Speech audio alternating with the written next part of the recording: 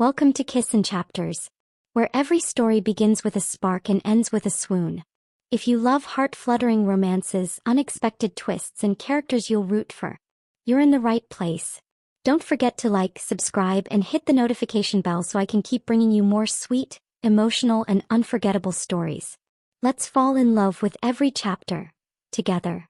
Chapter 1: The Cold Palace Awakening. When I opened my eyes, the first thing I saw was darkness. The air was damp, heavy with mildew, and the faint flicker of moonlight crept through a broken window, spilling across the cracked floor tiles. A chill seeped into my bones. The silence was so thick it pressed against my ears. No servants bustling about, no rustle of silks, no gentle clinking of porcelain teacups.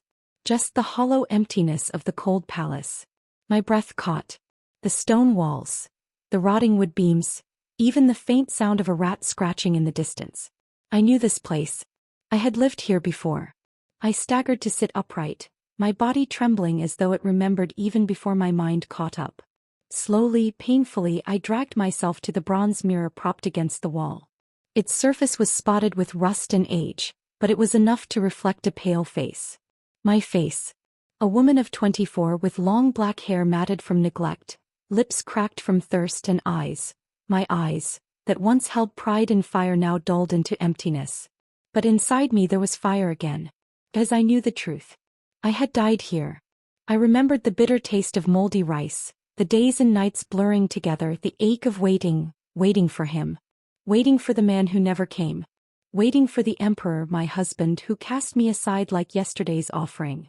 I remembered the flames. The fire that swept through this forsaken place. Whether accident or malice, I never knew. All I knew was that no one came for me. I burned, choking on smoke, my last thought not of hatred but of pathetic longing.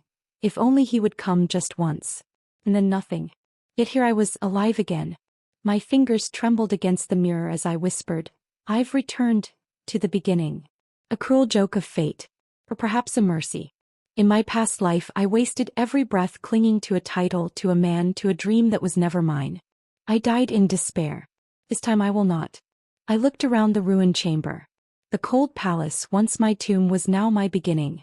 The stale air filled my lungs, but instead of suffocating me, it cleared my mind. I no longer wanted his gaze. I no longer wanted his favor. This time I would live for myself. As the moonlight brushed across my face, I swore silently to the shadows. "Emperor, I do not need you anymore." Chapter 2: The Shadows of the Past. The first morning in the cold palace was eerily quiet. I awoke to the sound of crows outside the cracked window, their cries harsh and piercing. The bedding beneath me was thin, the fabric damp from the night's chill, and my body ached as if I had lain upon stone. There were no servants to greet me. No warm water prepared for my wash, no breakfast tray carried in on gilded platters. Once, as the Empress of the great Shan dynasty, even my simplest mornings were marked with ceremony. Now I had only a wooden basin half filled with stagnant water and a chipped clay bowl with a lump of hard, cold rice. I touched the rice with my fingertips. In my last life I had cried the first time I was served such food. I had been furious, ashamed, indignant. How could they dare treat me, the Empress, like this? But years of hunger had taught me well. I picked it up and ate without complaint. The grains were dry, sticking to my throat. So I swallowed them down. As I chewed, memories rushed back. The day of my fall from grace. It had been an ordinary spring morning. I wore my finest silk gown, embroidered with phoenixes, and smiled as I prepared to greet the emperor. My heart had been light with hope, foolish as it was. But instead of affection, instead of even indifference, I had been met with a decree. A decree written in black ink, sealed with his own imperial jade. The Empress was to be sent to the cold palace. They said I had offended the favored concubine Lien. They said I had been jealous, that I had plotted against her. Lies, all of them. But my protest had been meaningless. The emperor had not even looked at me as the guards dragged me away. I remembered that moment most vividly. Not the laughter of the court, not the whispers of the concubines, not the sharp pain as my hairpins were ripped from my hair. No. What stayed with me was the emperor's face, cold and unmoved, as if I were nothing but a stranger. I had screamed for him then. I had begged. "Your Majesty, I am your wife. Your Empress." But his back had already turned. I pressed my hands against my knees now, forcing myself to breathe. My heart still ached at the memory, but this time I would not allow myself to cry. I had been foolish once. This time I would not waste my tears. I stood and swept the dusty floor with a broken broom I found in the corner. I washed my face with cold water and braided my hair with my own hands. Each small task reminded me, I was alive and I could endure. As the day stretched on, the silence became both a comfort and a torment. With no attendants, no companions, I was left only with my thoughts. Shadows of my past whispered to me. The fire. The betrayal. The endless nights of waiting. But with every whisper came resolve. This life was a second chance. I did not know why heaven had granted it, but I would not squander it again. I will not beg for him, I murmured to the empty chamber, my voice steady. I will not long for him. I will not die here again. The cold palace was no longer my prison. It was my refuge. And though the world outside might laugh and scorn me, I would survive. Even if I had to do it alone. Chapter 3, First Visit. The cold palace slept in silence that night. The wind slipped through cracks in the walls, howling faintly as if the palace itself whispered of forgotten lives. I sat by the small table, a single candle burning low, sewing the torn hem of my robe. The needle pricked my finger and a drop of blood welled up, red against the pale fabric. I pressed it away with a cloth and exhaled softly. Such small tasks filled my days now. Quiet, simple, unremarkable. And I was grateful. Just as I set aside the needle, a sound echoed through the courtyard. The crunch of boots against gravel. Heavy, deliberate steps. My body stiffened. No one came here. The cold palace was a grave for the living, abandoned consorts and forgotten wives. No attendant, no guard, no official would willingly walk its path at this hour. The steps drew closer. And then the doors creaked open. My candlelight flickered, casting shadows against the wall as the figure stepped in. Tall, robed in black embroidered with golden dragons, his crown glinting faintly in the dim light. The Emperor. My breath caught despite myself. For a heartbeat, my mind slipped into the past, back to the girl who would have fallen to her knees, overwhelmed with desperate joy at the mere sight of him. But I was no longer that girl. I lowered my gaze, rose from my seat and bowed stiffly. Your Majesty. The words were formal, empty. My tone steady. Silence followed. I dared not lift my eyes, though I felt the weight of his gaze on me. It was heavy, unsettling, like the press of a storm before rain. Finally his voice came deep and unreadable. You are well. I nearly laughed. My chamber was damp and crumbling, my meals little more than cold rice, my hairpins replaced with string. Yet here he was, asking me if I was well, as though I were seated on a gilded throne. I answered with the calmness of a person who had already died once. I live, Your Majesty. That is enough. He did not respond. The silence stretched so long I wondered why he had come at all. At last I forced myself to lift my eyes. He stood there, staring at me with an expression I could not decipher. His face was as I remembered, sharp, regal, utterly beautiful and utterly cold. Yet his eyes lingered on me in a way they never had before. My heart, traitorous thing, gave a single tremor. But I crushed it quickly. If he had come to mock me, to test me, to remind me of my disgrace, I would not give him the satisfaction of a reaction. I bowed again, lower this time. If Your Majesty has no orders, this concubine dares not disturb your night. Please, return to your palace. For a moment I thought he would speak. His lips parted, but no words came. Then without warning he turned and left. His figure disappeared into the night, leaving only the faint scent of sandalwood behind. I stood frozen long after the door closed. My chest rose and fell, my pulse unsteady. Why had he come? Why now, when in my past life he had never once set foot in this place? I pressed my hand over my heart, whispering into the shadows, do not be deceived. This was not salvation. This was not love. This was only the Emperor. And I had promised myself, never again. Chapter 4, Peaceful Days. The days in the cold palace were quiet, just as I wished them to be. I woke when the sun's pale light filtered through the cracked windows, swept the dusty floors and tended to the small patch of weeds struggling in the courtyard. With care, I coaxed them into order, turning the hard soil with my bare hands until tiny shoots of green appeared. They were not much, wild herbs and stubborn grasses, but they were mine. Meals were the same each day. Cold rice, sometimes a piece of pickled radish if the palace kitchens remembered to spare it. I ate without complaint. Once such food would have driven me to despair. Now I found its simplicity strangely grounding. In the stillness I rediscovered things I had forgotten.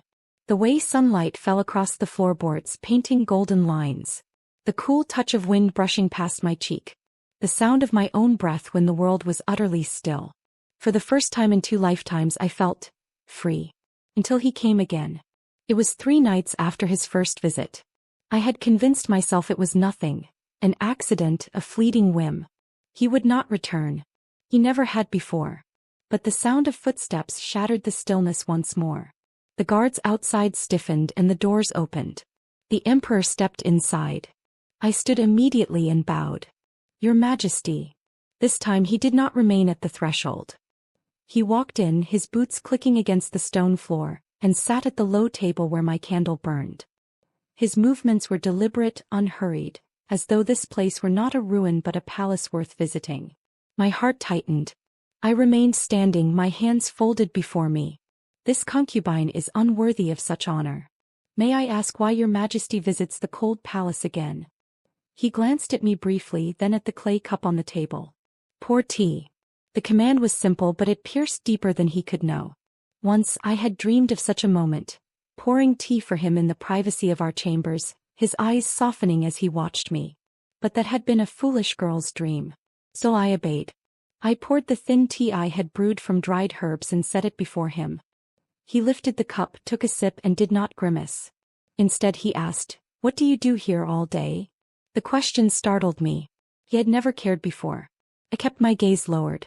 I live as one discarded should. I sweep, I mend, I eat when food is given, I sleep when night falls. Nothing more. Silence fell again. When I dared to glance at him, I found his eyes fixed on me, not with the indifference I remembered, but with something unreadable. A flicker of discomfort stirred in my chest. This was not how it was supposed to be. In my last life he had never looked at me. Never once cared to know how I lived. Why then was he here now, sitting in my ruined chamber as though it were the most natural thing in the world? I bowed again, my voice calm though my pulse raced. Your Majesty, this place is unfit for you. Please, do not trouble yourself to come again. But he did not answer. He simply drank the tea in silence, placed the cup down, and remained seated until the candle burned almost to its end. Only then did he rise and leave, the scent of sandalwood lingering long after his steps faded into the night. I sat frozen, staring at the empty seat across from me. Peace. That was all I wanted. Quiet, unremarkable days. But with each of his visits, the cold palace grew less silent. And the walls around my heart trembled. Chapter 5, Unwanted Attention. Another night. Another set of footsteps. By now, I should have grown used to it, yet each time my chest tightened in the same way. The cold palace was supposed to be forgotten, untouched by the emperor's shadow. Yet here he was again, pushing against the fragile peace I had built for myself. This time he did not stand by the doorway, nor did he sit silently with a cup of tea. He crossed the chamber as though it belonged to him, as though my exile meant nothing. I rose from my seat and bowed low. Your Majesty. Sit, he said. I hesitated.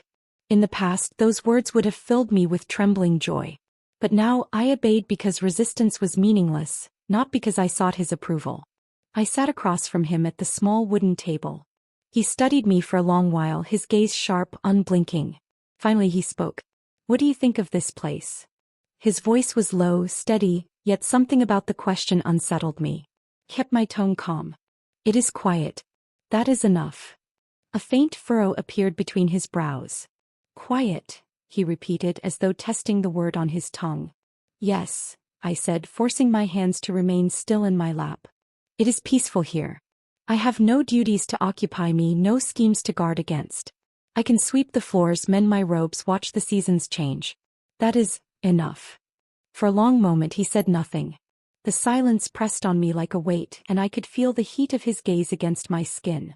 Finally he asked, Do you hate me? My breath caught.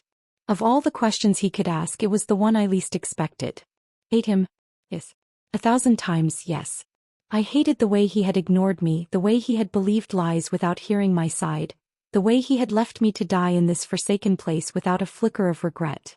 And yet, hatred was too weak a word for what had grown inside me after years of silence. It had become numbness. Emptiness.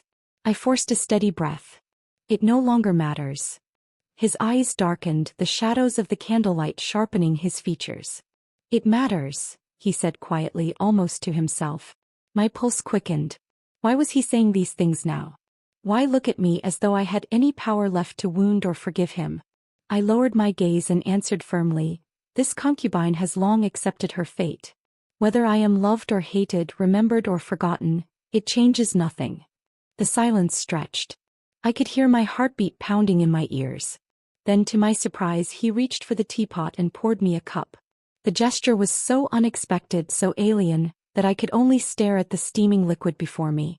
The emperor never served. He was served. Drink, he said simply. I lifted the cup with both hands, my movements measured, though inside confusion swirled like a storm. The tea was warm, fragrant with herbs from the small garden I tended. I drank slowly, then set it back down.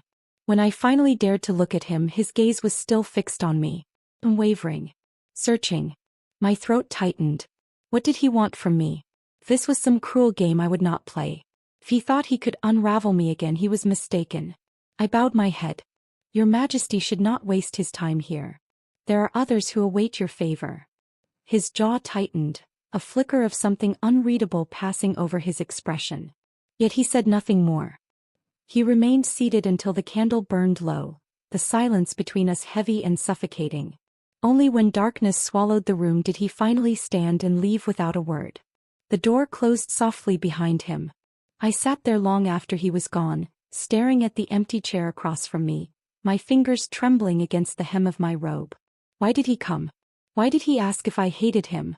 And why, after everything, did my heart still tremble with a faint, treacherous ache? Chapter 6, Rumors and Jealousy. It did not take long. In the imperial palace, nothing remained a secret for long. Though the cold palace stood at the farthest edge of the inner court, neglected and desolate, the emperor's footsteps through its gates did not go unnoticed. By the time a second, a third, and a fourth visit passed, whispers had already begun to spread like wildfire. I heard them first from the servants. 2 eunuchs, their voices hushed yet sharp, carried trays past the gates. They thought I could not hear, but their words drifted easily through the thin walls. His Majesty visits the cold consort again? Impossible. Why waste time on someone discarded? Yet the guards saw it. Who would believe it if not with their own eyes? Their laughter followed. Bitter mocking. Later I caught the maids whispering too. Perhaps she cast a spell on him. Or perhaps His Majesty pities her. How else would you explain it? Still, even pity is better than being forgotten, isn't it? I clenched my hands against my robe. In my last life I had prayed for rumors like these. I would have clung to every word, hoping it meant I still held a fragment of his heart. But now I only felt weary. Because I knew what followed such whispers. Jealousy. By the end of the week, gifts began arriving at my door.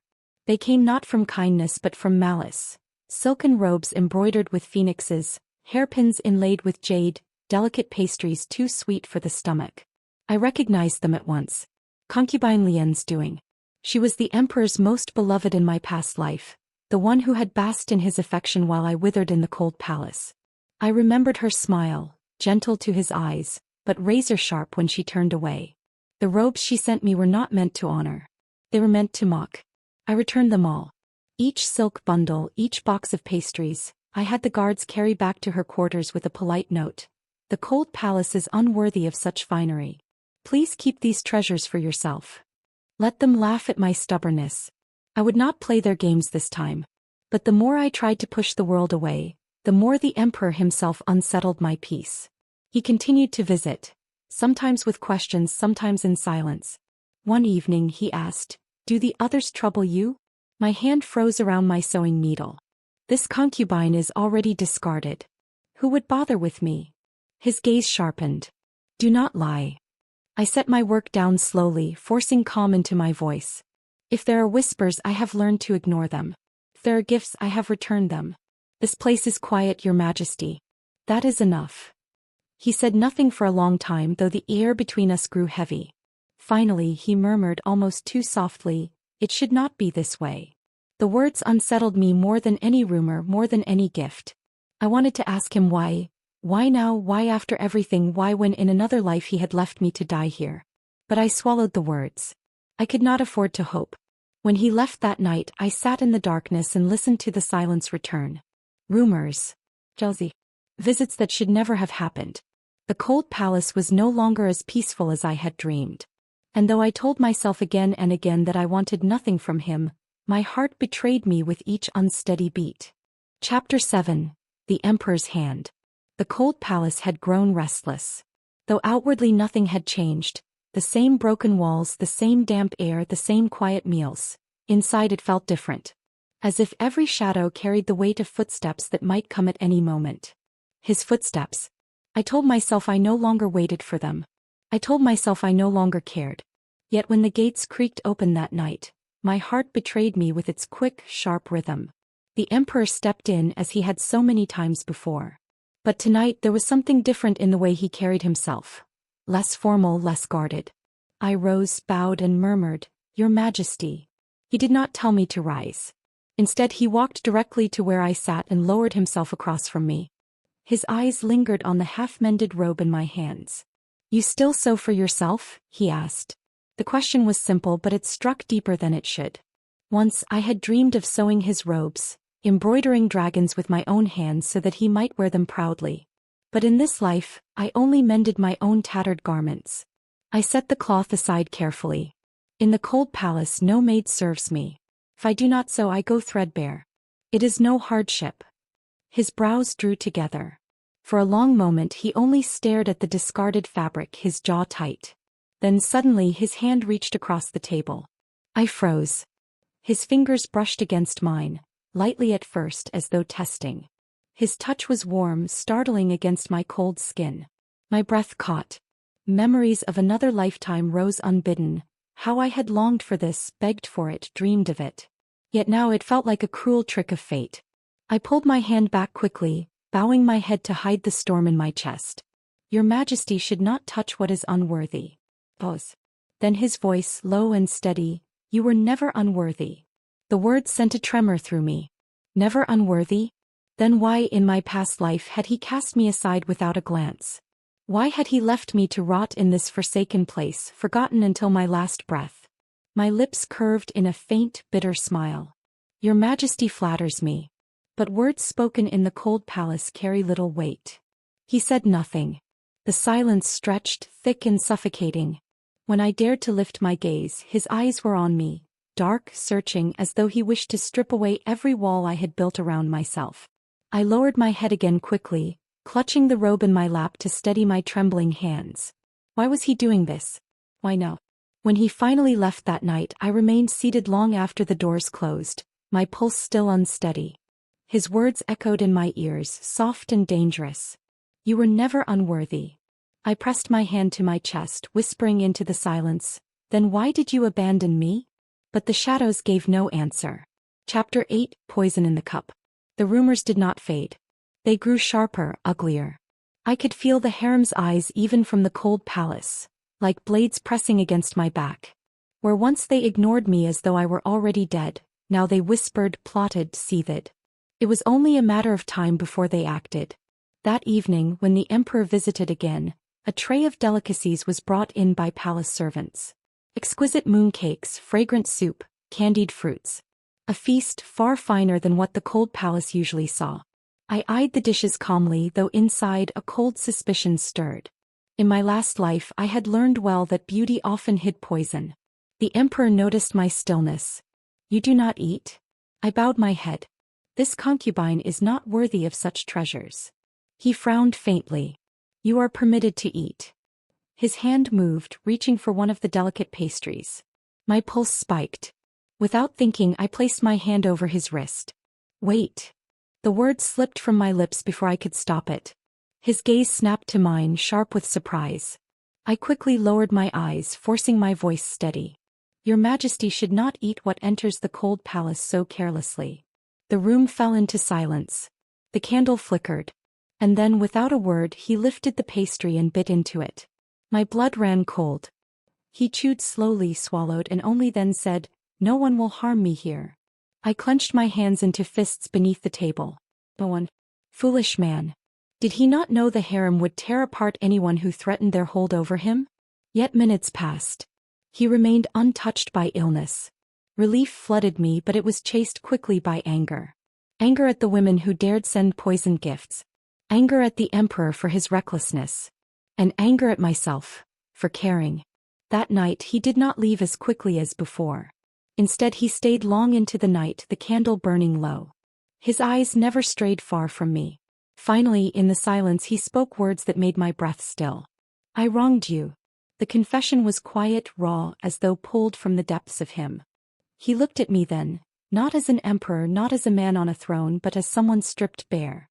My chest ached. I wanted to laugh. I wanted to cry. In my last life I had died waiting for those words, praying for them. And now that they had come, I found they meant nothing. I bowed my head, my voice firm though my throat burned. "The past is gone, Your Majesty. Whether I was wronged or forgotten, it changes nothing now." He leaned forward slightly, his eyes searching mine as if desperate for me to deny my own words. "Does it truly change nothing?" I forced myself to meet his gaze. The man who had abandoned me, the man who now dared to regret. "It changes nothing," I whispered, though my heart trembled with every beat. The silence between us grew thick, heavy with everything unsaid. Finally he leaned back, his face unreadable. But his eyes lingered on me long after the candle died. Chapter 9, Thorns in the Dark. The cold palace had always been a place of silence. Now it bristled with shadows. Servants who once passed indifferently through its gates now came and went with shifty eyes, their whispers sharp as knives. Trays of food were brought more often, their offerings too fine, too deliberate. Each dish I touched with suspicion, each sip of tea I weighed like a gamble. I had survived this once already, in another lifetime. I knew well what jealousy could breed. It happened on a cold evening. I was sweeping fallen leaves from the courtyard when a maid approached with a small porcelain jar. "Her Highness Consort Lien sends this for your health," she said, bowing low. Her voice was smooth, her expression mild, but I could feel the venom beneath her courtesy. I smiled faintly, taking the jar with both hands. "Please thank Her Highness for her kindness." When she left, I set the jar aside without opening it. I would not give them the satisfaction. But the emperor saw it that night. His eyes narrowed the moment he caught sight of the untouched gift. He lifted the porcelain jar, turning it in his hand before setting it down with a sharp clack. "Why keep this?" he asked. I bowed my head. "It is better to accept politely than refuse and invite ridicule." His jaw tightened. "And if it is poisoned?" I did not answer, because I had already accepted that possibility. His hand slammed against the table, startling me. His voice was sharper than I had ever heard it in the cold palace. "Do not speak as though your life is so easily discarded." My heart leapt, my breath catching. For a moment I forgot myself, forgot the walls I had built. I stared at him, this man who once abandoned me, now brimming with fury at the thought of my death. Why no? He seemed to realize his outburst, for his tone softened after a pause. "You are not to eat or drink anything sent by others. From this day on, only what I bring will touch your lips." The words unsettled me more than any threat. I forced calm into my voice. "Your Majesty should not concern himself with one who has long been discarded. Such care will only earn you resentment from others." His eyes darkened, his gaze piercing into me. Slowly, deliberately, he said, "Let them resent me." The silence that followed pressed down on my chest like a stone. In another life I would have wept for joy. In this one I only felt the sharp ache of irony. His protection now was nothing but a cruel trick of fate. Too late, too heavy, too binding. That night, as he lingered by the candlelight, I kept my hands folded tightly in my lap, refusing to tremble. But when he finally left, my heart whispered traitorously against my will. "Why do you come now when I no longer need you?" Chapter 10, The Emperor's Confession. The storm broke sooner than I expected. By the 10th night, the whispers had swelled into open accusation.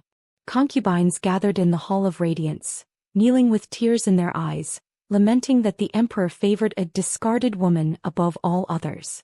Ministers, too, began to murmur of impropriety, that a ruler should not waste attention on one who had been cast aside.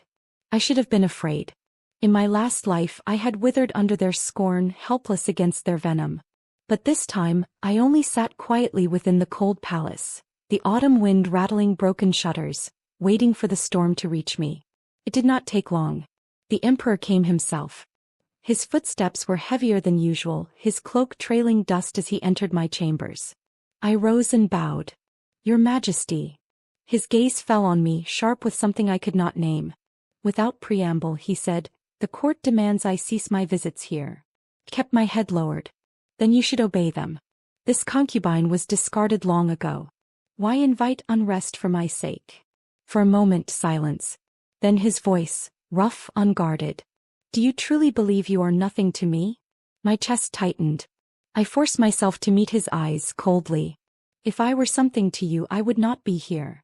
The words struck deep. I saw it in the flicker of pain across his face. For once, the unshakable emperor looked human. He stepped closer, his shadow falling over me. His hand reached for mine again, this time with no hesitation. "I wronged you before.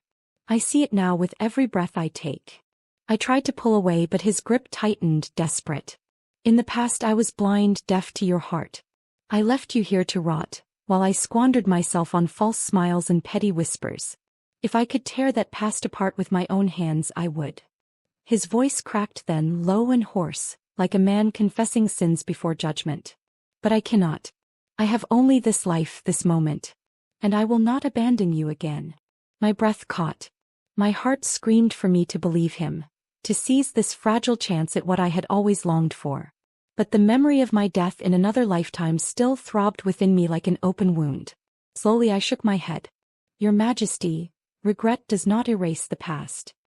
He searched my face as though hoping to find even a sliver of forgiveness. When he found none, his shoulders tensed, but he did not let go. "Then I will carve a new future," he said, steady now, iron in his voice. "Even if it takes a lifetime, I will prove it." The words fell heavy in the air. My heart trembled, my walls threatening to crumble.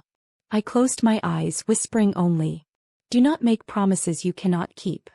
Yet when I opened them again, his gaze burned with a fire I had never seen in my last life. And for the first time I wondered, perhaps this emperor before me was not the same man who had once abandoned me. Perhaps fate had given me a second life, not to escape him but to face him anew. The candle burned low, shadows dancing against the walls. He did not leave. Neither did I. The storm outside raged on, but in that moment for the first time the cold palace did not feel so cold. Bonus chapter, A Candle Between Us. The cold palace was quiet again. After the storm of accusations, after the emperor's vow, the silence felt heavier than before. And yet, not the same. That night he came once more. He carried no imperial dignity with him, no ministers, no guards, no tray of delicacies. Only a single lantern in his hand, its light spilling across the cracked walls. I was sitting by the window mending a sleeve. He paused in the doorway, watching me with a gaze that felt too sharp, too tender all at once. "You sew as though the world depends on it," he murmured. I did not look up. In the cold palace, even a sleeve matters. A torn seam is a night of cold. He walked closer, setting the lantern between us. Its flame flickered, its glow painting the hollows of his face in gold. For once, he looked less like an emperor and more like a weary man who had finally laid down his crown. "Then allow me," he said quietly, reaching for the needle. I blinked at him. "Your Majesty?" But before I could protest, his large, unpracticed hands clumsily took the fabric. The needle pricked his thumb within seconds. He winced but said nothing, only trying again, slower, more careful. I stared, torn between disbelief and an ache I could not name. This was the man who had once thrown me aside without a glance. Yet here he sat, fumbling with a needle in the flicker of candlelight, as if mending a sleeve could erase the weight of years. "You will ruin the cloth," I whispered, my voice unsteady. "Then I will mend it again," he answered simply. The room fell into silence. The flame between us swayed, our shadows leaning closer. Slowly, his gaze lifted from the fabric to my face. His voice dropped low, almost breaking. "Let me try to mend what I once tore apart." The words unraveled me. My walls trembled, my heart aching with the memory of loneliness, of longing, of death. I should have pushed him away. I should have reminded him of my vow to live in peace, untouched by his regrets. But when his hand reached across the small space and brushed against mine, I did not move. When he leaned closer, his breath warm against my cheek, I closed my eyes. The kiss was soft, hesitant, as though he feared I would vanish with the faintest pressure. It was not the kiss of an emperor claiming what was his. It was the kiss of a man begging for forgiveness he did not deserve. And though my heart cried out in warning, my lips trembled against his in answer. When we parted, the candle had burned low, its wax pooling at the base. I drew back first, clutching the fabric in my lap as though it were a shield. Do not mistake this for forgiveness. His eyes lingered on me, dark and unreadable. Then he gave a faint, weary smile. I will not. But I will earn it. The lantern between us flickered, its flames stubborn against the night wind. And for the first time, I dared to wonder if perhaps this cold palace might yet see warmth again. Afterward, the truth unearthed. The palace never sleeps. Whispers coil through its halls, and truth often drowns beneath layers of lies. In my past life I had been too weary to fight. When they said I had poisoned Consort Lien's tea, I lowered my head and bore the shame. I thought silence would protect me, but it only buried me deeper. This time fate was less forgiving of lies. It began with the porcelain jar. The emperor had ordered it tested, though I never asked him to. The physician returned pale-faced, bowing low before the dragon throne. Your Majesty, it contains slow-acting venom. The hall had fallen into stunned silence. I was not present that day, but the news reached me swiftly. For the first time since my rebirth, I felt the icy grip of vindication and sorrow mingling as one. That night the emperor came to me again. No lantern, no robes of state. Only a man who looked as though he had aged a decade in a single day. They framed you, he said, voice raw. All those years ago. I cast you aside because I believed their lies. His hands clenched at his sides, trembling. I let you suffer in disgrace. The weight of his confession pressed against my chest. I closed my eyes, remembering the loneliness of that first life, the endless nights in the cold palace waiting for a man who never came. And now here he stood, bearing his shame like an open wound. Consort Lien? I asked quietly. His jaw tightened. She will be stripped of title and sent to the cold palace herself. Those who aided her will not escape punishment. A bitter, fleeting smile touched my lips. Poetic, is it not? But the taste of victory was hollow. Nothing could erase what had been lost. Nothing could return the years of love I had wasted. He stepped closer then, kneeling before me, a sight I never thought the Son of Heaven capable of. His voice shook not with command but with pleading. Let me right this wrong. Let me return to you what I stole. Not as an emperor, but as a man who can no longer bear to live without you. Tears burned my eyes, though I tried to hold them back. The truth was a balm, but it was also a blade, cutting open every scar I had buried. At last I whispered, then prove it. Not with punishment, not with decrees. Prove it with time. His eyes met mine, steady, unwavering. And for once I believed him. The cold palace had stolen my life once. But perhaps, in this second chance, it might also give me back my future. Epilogue. The warmth of spring. A year passed like the turning of a page. The cold palace had long been abandoned, its doors shut, its halls left to dust. I never returned to it, not as prisoner, not as visitor. It was a tomb for my past life, and I had no need to linger among ghosts. Instead, I walked now through the imperial garden, where peach blossoms swayed in the spring breeze.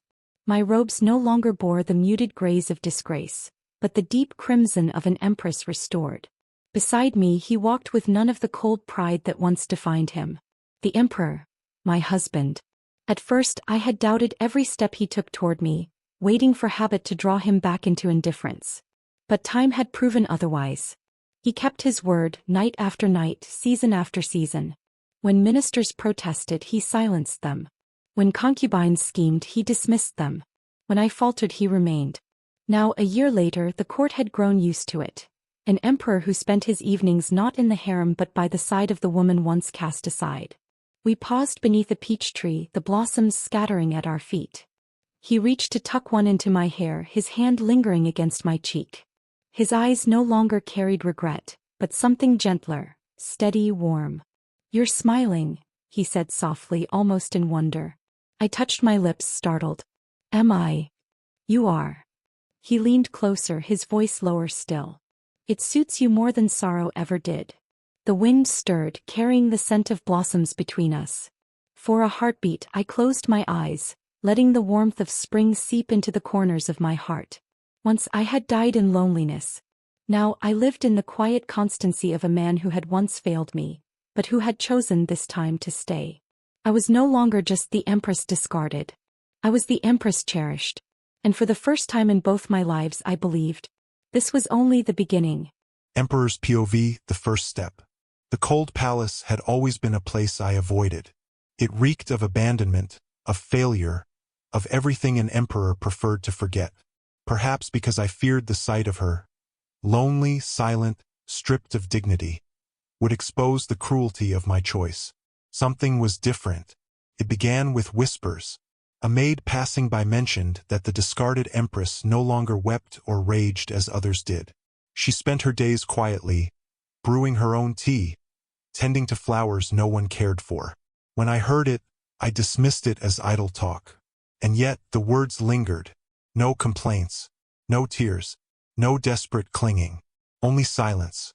The memory of her face when I condemned her surfaced unbidden, calm, as though she had already accepted her fate. At the time, I thought it arrogance. Now, I wondered if it was resignation. That night, sleep evaded me. I found myself wondering, had she always been this quiet? Had I ever truly looked at her, beyond the title she bore? On impulse, I rose from my chambers and dismissed the attendants who tried to stop me. My feet carried me where my pride had never allowed me to go. The cold palace. The gates groaned as they opened, dust and ivy clinging to their frame. Inside, shadows pooled thick against the walls. And then I saw her. She was not broken, not despairing. She sat by a lone candle, mending a sleeve with steady hands, as if the world outside no longer touched her. Something in me faltered. This was no woman clinging to the throne, no schemer plotting her return. This was a woman who, even in abandonment, chose dignity. For the first time, I wondered if I had been wrong, and so I stayed, night after night, telling myself it was curiosity, perhaps guilt. But as I watched her live with quiet strength, something colder than regret and warmer than duty began to take root inside me. I had once cast her away without a thought. Now I could not seem to stop returning.